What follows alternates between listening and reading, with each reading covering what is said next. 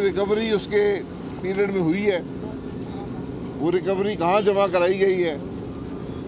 और हमारा हमेशा सवाल रहता है कि बदनाम तो सब सियासतदानों को करते हैं, लेकिन ज़रा ये बताएं कि पिछले 4 साल में कितनी रिकवरी सियासतदानों से हुई है। ये पाकिस्तान के अवाम के सामने रखें। और हमारी हमेशा ये डिमांड रही है कि इन अदालतों में कैमरे लगाएं और पाकिस्तान के अवाम को दिखाएं कि कौन सी करप्शन इस मुल्क में सियासतदानों ने की है। हकीकत तो ये है कि जो करप्ट लोग थे वो आज हुकूमत की बेंचों में बैठे हैं, वो आज काबीना में बैठे हैं और आज भी डाके मार रहे हैं, लेकिन पूछने वाला कोई नहीं है। लेकिन पूछा जाएगा।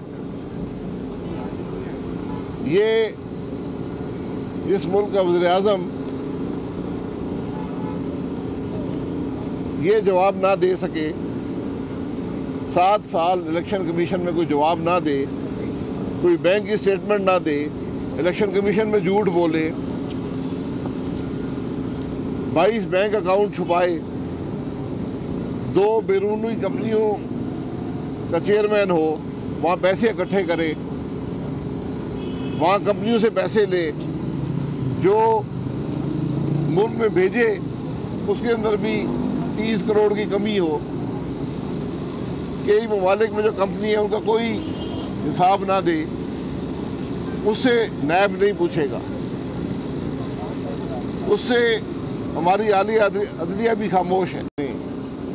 ये दोहरे निज़ाम कभी नहीं चलते। इंसाफ का एक निज़ाम होता है, जो कानून मुझ पे है वो मुल्क के हुक्मरानों पे भी है। जो कानून एक आम आदमी पर है वो इसी मुल्क के सियासतदान पर है। जो सियासतदान पर है वो उस मुल्क के जजों पर भी है, इस मुल्क के जर्नैलों पर भी है, इस मुल्क के ब्यूरोक्रेट में भी है, इस मुल्क के कारोबारी तबके पर भी है, इस मुल्क के मीडिया पर भी है। हम पाकिस्तान मुस्लिम लीग नून बड़ा ओपन चैलेंज देती है, आज से नहीं पिछले 4 साल से कोई करप्शन हुई है। वजारतें आपके पास हैं, हुकूमत आपके पास है, आपके वजीर दरख्वास्त गुजार बने और नैब को भेजें कि कौन सी करप्शन उनके महकमे में हुई है। आज तक ना वज़ीर-ए-आज़म कोई दरख्वास्त नैब को भेज सका है, ना उसके वजीर भेज सके। गुमनाम अफराद की या बेनामी अफराद की दरख्वास्तों पर केस बनाए जाते हैं, बदनामी की जाती है।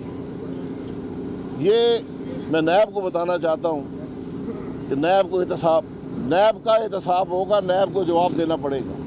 जो जुल्म इस मुल्क में हुआ है, जो तबाही नैब ने इस मुल्क में मचाई है, इस चेयरमैन नैब को, इस पूरे इदारे के जो जुल्म हुए हैं, इनका इंशाअल्लाह आप हज़रात को जवाब देना पड़ेगा। डिप्टी चेयरमैन नैब हुसैन असगर साहब ने बहुत अच्छी क्रेडिबिलिटी थी उनकी, और उनके बारे में खबरें आ रही हैं कि उन्होंने इख्तलाफ किया था कि Narowal sports city case, LNG case ये नहीं बनने चाहिए, जिसकी वजह से उनके खिलाफ नैब में इंक्वायरी खुली और उन्हें रिजाइन करना पड़ा।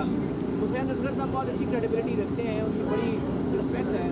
आप क्या समझते हैं कि क्या ये हकीकत है कि उन्होंने इख्तलाफ किया जिसके बाद ही उन्हें इस्तीफ़ा देना पड़ा, मजबूर किया गया? देखिए, मुझे इस बात का इल्म नहीं है, लेकिन ये हकीकत है कि मामले इसी किस्म के हैं।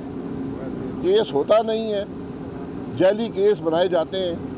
मेरे पास एक नहीं 10 अफसर, सीनियर अफसर ऐसे हैं जिन्होंने ये मुझे बताया है कि हमें बुलाकर ये कहा गया कि शाहिद अब्बासी के ख़िलाफ़ गवाही दो।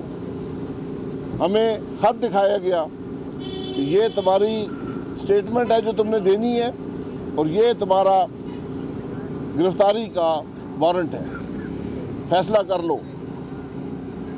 तो मैं नैब के चेयरमैन को बताना चाहता हूँ, और नाम उसी नए चेयरमैन का आता है, कि कल यही अफसर तुम्हारे खिलाफ गवाह होंगे, तुम कटहरे में खड़े होगे और वहाँ जवाब देना पड़ेगा कि कौन से कानून के तहत तुम जिन लोगों ने 30-35 साल इस मुल्क की सर्विस की हो, उनको तुम ब्लैकमेल करके बयान दिलवाना चाहते हो, ये जवाब देने पड़ेंगे जनाब।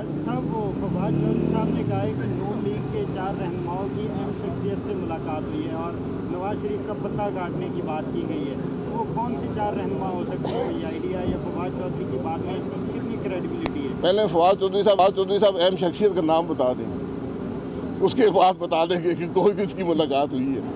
ठीक है सर। जो आदमी अहम शख्सियत करे, इस मुल्क का वजीर हो, वजीर इंफॉर्मेशन हो, भाई जुर्रत हो ना यार, बताओ ना कौन सी अहम शख्सियत से मुलाकात हुई है। हमारी मुलाकात सादिक सिंजरानी साहब से हुई है, हम दुआ करने उनके घर गए थे। इसके अलावा कोई अहम शख्सियत फवाद साहब को पता है तो मेरा चैलेंज है, उधर बताएं ना, आके आज प्रेस कॉन्फ्रेंस करें और बताएं कौन सी शख्सियत से मुलाकात हुई है और किसकी हुई है। सर ये बताएं कि आप आने वाले दिनों में आप क्या समझते हैं कि तो अर्ली इलेक्शन हो सकते हैं या इलेक्शन अपने मुकर्रर वक्त पर ही होंगे? इस वक्त PMLN क्या प्लान कर रही है कि इलेक्शन अपने मुकर्रर वक्त पर ही होने चाहिए 5 साल बाद? आज मुल्क के मामलात का फौरी और शफाफ इलेक्शन के अलावा कोई हल नहीं है। नंबर पूरे हो जाएंगे, हाथ हटेगा, बैसाखी हटेंगी, नंबर पूरे हो जाएंगे। सब्सक्राइब करें और बेल दबाएं ताकि कोई खबर रह न जाए।